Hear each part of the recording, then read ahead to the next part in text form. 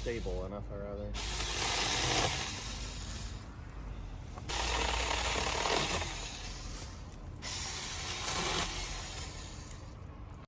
Let's check out this mini power chainsaw. I'm super excited because it's just the perfect size for doing stuff quick around the house, and it's perfect for me. It's not too heavy, which I love, and my husband even uses it too. Comes with a safeguard for the blade, and it also has a safety button here, so the trigger doesn't work unless you're pressing the button. It also comes with its own battery and a charger, so you just slide the battery on. If you're not pressing the safety button, it doesn't work.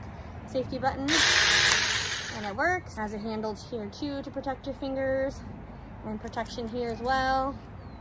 If you want to change your blade, this just unlocks right here. You just unscrew it and it will all come loose. Here is the charger for the battery that it comes with. It comes with an extra 6-inch chainsaw chain. If yours gets broken or dull, then it's easy to replace. You don't have to go buy another one. I love how easy it is to use, how lightweight it is. It's so easy for travel. So now I'm gonna show you guys how we cut a few things down around our house that need to be cut.